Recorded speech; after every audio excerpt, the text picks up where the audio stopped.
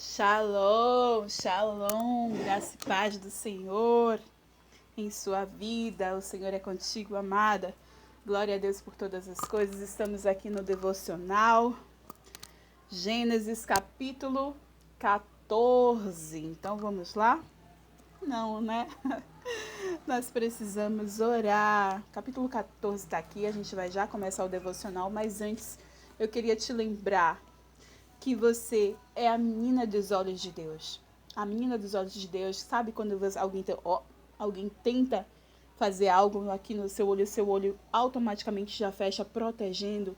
Você é a menina dos olhos de Deus, aquela que Ele protege, que Ele guarda, que Ele livra de todo o mal, que Ele derramou até a última gota do seu sangue para te blindar e proteger. Então você é protegida do Senhor, você é abençoada, você é bendita de Deus.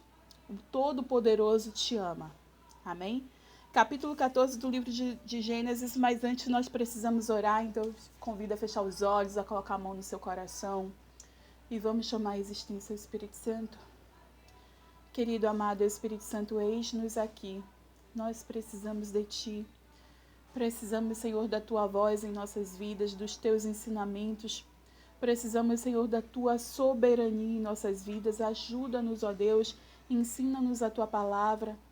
Em nome de Jesus, Pai, que possamos não só ler a Bíblia, mas que a gente leia e entenda. A gente tenha o discernimento e entenda a Tua mensagem, aquilo que o Senhor quer nos passar. Que a gente não passe batida hoje, Deus, mas que sejamos ministradas por Ti. Em nome de Jesus. Amém? Glória a Deus. Então vamos lá. Gênesis capítulo 14 começa assim. Naquela época, Anrafel, rei de Sinear, Arioque, rei de Elazar, Kedorlamer, rei de Elão, e Tidal, rei de Goim, foram à guerra contra Bera, rei de Sodoma, contra Birsa, rei de Gomorra, contra Sinabe, rei de Adma, contra Semebe, rei de Zeboim, e contra o rei de Belá, que é Zoar. Zoar, terra pequena. Eu lembro quando Ló, ele fugiu para Zoar. Todos esses últimos juntaram suas tropas no vale de Sidim, onde fica o Mar Salgado. O Mar Salgado, que é o Mar Morto, né? Você sabe o que é o Mar Morto? Todas as águas, elas correm ali, só que quando chega no Mar Morto, elas não conseguem circular, elas ficam paradas. E onde tem água parada, não é bom. Não consegue nenhuma vida marinha ali, sabe? Não tem animais, não tem nada. Então é por isso que é o Mar Morto, não vai para lugar nenhum. Sabe quando chega muita informação para você e você não compartilha? Você vira um Mar Morto. Quando você recebe, só recebe, mas não dá, você é um Mar Morto. Não queira ser um Mar Morto. Então foi só um parênteses aqui, tá bom? Para falar do Mar Morto. 12 anos estiveram sujeitos a Kedorlaomer, mas no 13º ano se rebelaram. Opa, a gente está vendo aqui, né, uma rebelião de reis. No capítulo anterior a gente viu a desavença de Abraão e Ló. A gente viu a promessa de Deus sobre Abraão, né, que Abraão falou, olha, eu escolho a terra que você quer ficar e o que você escolher eu vou pro outro lado. E Ló olhou ali, né, viu tudo bonito, viçoso, e escolheu aquela terra que é justamente essa terra que a gente está vendo aqui agora, que está em guerra. E deixou a outra, que parecia deserta, para Abraão. Mas Deus é com Abraão e faz um deserto, uma coisa incrível, um manancial. E foi exatamente isso que aconteceu. E agora a gente está vendo que Abraão tem que socorrer Abrão, né? Ainda era Abrão. Que Abrão tem que socorrer Ló, o seu sobrinho, porque está todo mundo em guerra aqui. Então vamos ver como é que isso acontece. Versículo 5. No 14º ano, Kedorlaomer, esses nomes só Jesus na causa, viu? Para eu ficar lendo aqui. Então, vamos dizer que você está entendendo, tá bom? O nome dos reis.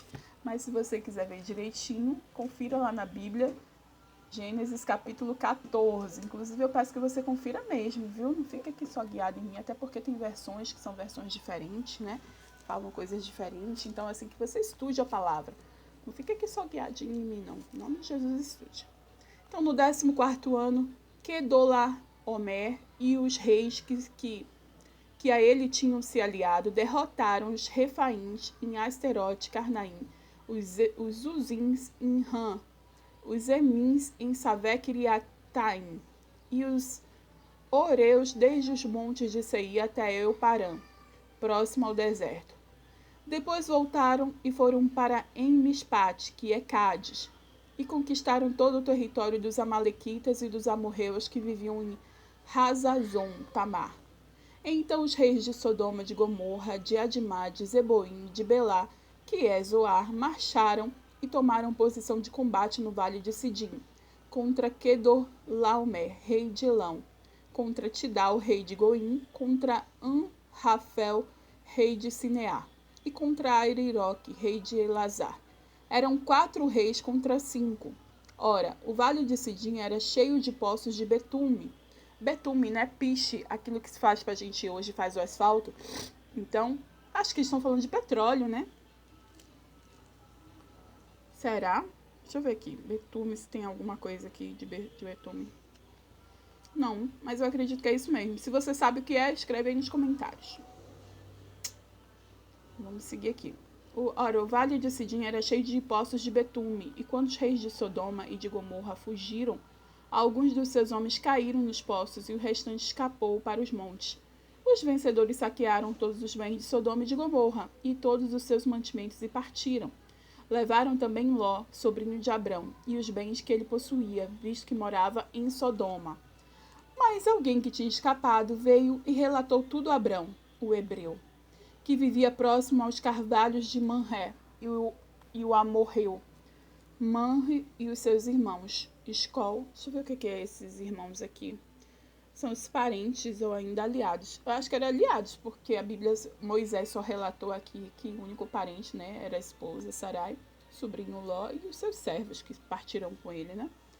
Então não sei se tinha aqui. Escol e Aner eram aliados de Abrão. Quando Abrão ouviu que seu parente fora levado prisioneiro, mandou convocar os 318 homens treinados, nascidos em sua casa, e saiu em perseguição aos inimigos até Dan. Atacou-os durante a noite em grupos, e assim os derrotou, perseguindo-os até Robá, ao norte de Damasco. Recuperou todos os bens e trouxe de volta seu parente Ló, com tudo o que possuía, com as mulheres e o restante dos prisioneiros. Sabe o que está me vindo aqui na mente? Tem nada a ver com isso aqui, mas deixa eu falar aqui rapidinho. Porque Moisés, ele passava muito tempo conversando com Deus. Lembra que ele ficou 40 dias e 40 noites, Josué ficou lá no monte ali quietinho esperando ele, o povo, os hebreus, o povo de Israel fez danças e bezerros de ouro e tanta coisa ali, porque não aguentava mais esperar Moisés. Sabe o que Moisés estava ouvindo? Cara, com certeza eram essas histórias. Era Deus contando tudinho para Moisés. Filho, deixa eu te falar como isso tudo começou. Olha, deixa eu te falar o que aconteceu. Você não sabe que Terá, eu chamei ele, mas ele parou no meio do caminho. Cara, você não sabe, Moisés? Olha, Abrão ouviu o chamado. Você precisa te contar o teste que eu fiz com Abraão, viu? O filho dele, Isaac. Eu imagino, cara, que Moisés ele passava tanto tempo sumido. Ele estava conversando com Deus, ele estava ali, fala, pai, fala. E Moisés devia ficar ali, sabe, só ouvindo todas as histórias que Deus tinha para contar desde o início do início de tudo, né? Do princípio do mundo. Então, eu imagino que esses 5 livros que Moisés escreveu foi nesse tempo aí que ele estava ouvindo as histórias de Deus, viu? Depois ele foi só relatando e alguém escrevendo, mas com certeza eram histórias incríveis que Deus queria que eu e você soubéssemos. Inclusive essa daqui, né? Abrão teve que socorrer Ló. Então vamos lá, vamos continuar aqui. Versículo 17. Voltando a Abrão da vitória, a gente viu, né, que Abrão foi lá, pegou os 318 homens, lutou, guerreou e conseguiu tudo de volta. Recuperou todos os bens e trouxe de volta seu parente Ló com tudo que possuía, com as mulheres e o restante dos prisioneiros. Então Abrão mandou muito bem aqui, né? Versículo 17. Voltando a Abrão da vitória sobre Kedorlaomer e sobre os reis que a ele se haviam aliado, o rei de Sodoma foi ao seu encontro no vale de Savé, isto é, o vale do rei. Então Melquisedeque, rei de Salém, e sacerdote do Deus Altíssimo, trouxe pão e vinho e abençoou Abrão, dizendo... Deixa eu ver aqui sobre Melquisedeque, rei de Salém. Salém é Jerusalém, rei de Salém. Então Melquisedeque era um sacerdote, né? Fazia parte ali da linhagem de sacerdote. E ele abençoou Abrão, dizendo... Bendito seja Abrão pelo Deus Altíssimo, Criador dos céus e da terra, e bendita seja o Deus Altíssimo que entregou seus inimigos em suas mãos. E Abrão lhe deu o dízimo de tudo. Olha, é a primeira vez que a gente está ouvindo falar aqui de dízimo. Foi quando Abrão, que não precisava, né? Ele tinha muito dinheiro, ele tinha muitas riquezas, ele tinha tudo. E ele ali pegou e deu dízimo de tudo que ele recebeu, tudo que ele conquistou lá da desavença, né, da guerra com os reis. Ele pegou e deu dízimo, 10%. Ele entregou ali ao sacerdote nas mãos de um filho do Senhor, né? Um sacerdote era o único que tinha contato com Deus ali. Era sacerdote, né? E aí Abrão foi e deu 10% de tudo. Deus nos dá 100% de algo. E aí ele quer te dar 90%, que fique com você. E 10% ele quer. Não que ele precise, mas que eu e você precisamos ter fé para acreditar que com 90% a gente consegue fazer todas as coisas que a gente precisa. Seja pagar dívidas, né, pagar os boletos, seja investir, seja guardar, seja o que for. Com 90% é possível a gente ter tudo, até os investimentos, tudo que a gente precisar. Então, a Bíblia diz, né, que Melquisedeque abençoou Abraão e Abraão lhe deu o dízimo de tudo. Versículo 21, a gente está terminando esse capítulo. O rei de Sodoma disse a Abraão: dei-me as pessoas e pode ficar com os bens. Mas Abraão respondeu ao rei de Sodoma: de mãos levantadas ao Senhor, o Deus Altíssimo, Criador dos céus e da terra, eu juro que não aceitarei nada do que lhe pertence, nem mesmo um cordão ou uma correia de sandália, para que você jamais venha dizer: eu enriqueci Abrão. Nada aceitarei a não ser que os meus servos comerem a porção pertencente a Ener e a Escol e Manre, os quais me acompanharam, que eles recebam a sua porção. Então o rei de Sodoma quis dizer: não, peraí, Abrão, sabe, você deu 10%, mas fique com 90% para você. Ele, de jeito nenhum, para depois você dizer que eu enriqueci às suas custas, que você me fez rico. Não, quem me sustenta é o Senhor. Já deu o dízimo de tudo aqui para ele, eu tenho certeza que quem me sustenta, quem provê tudo, quem faz tudo por mim é Deus. Então a ele seja dada honra, glória e louvor. E foi isso que Abraão quis fazer. Ele quis dar honra ao Senhor em tudo que ele fazia.